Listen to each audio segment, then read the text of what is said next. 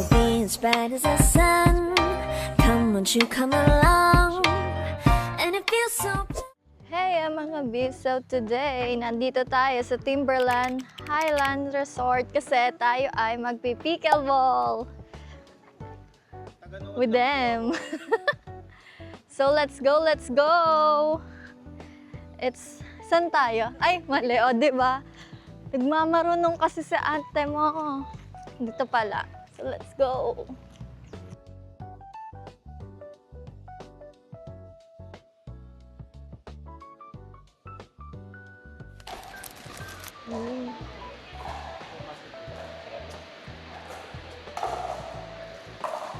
Oh, wala na.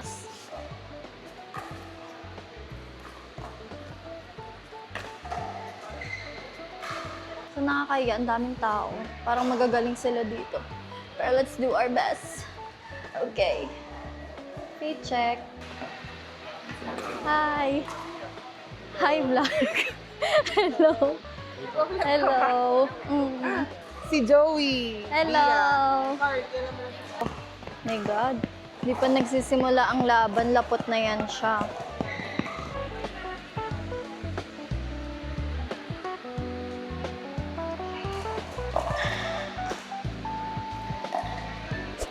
Yan, kita ba? O, diba? Kita ang katabaan. Yay! Let's go! Pero 4 PM kami mag-i-start. So, see ya!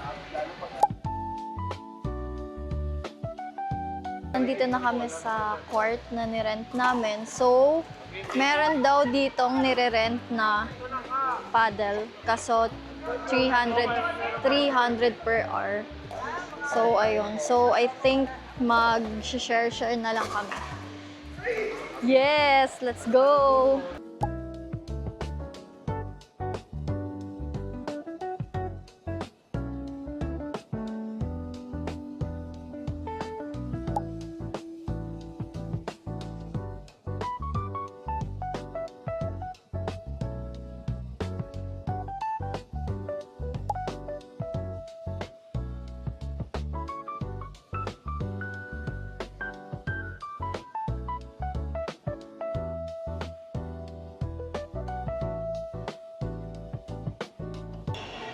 It's so amazing mag-pickleball. Masaya siya. Para lang din siyang nagba-badminton ka. Pero marami din siyang goals. So, ang di ko lang mag-gets yung scoring. The math is not mathing.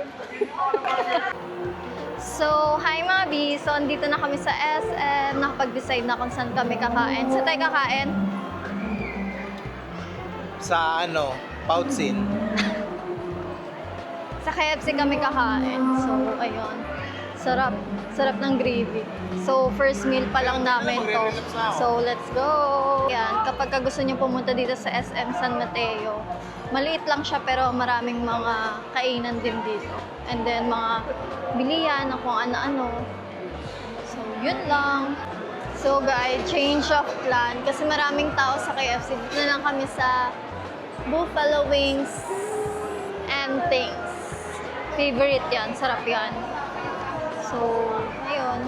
Pasok na kami sa loob. Sige, yan lang.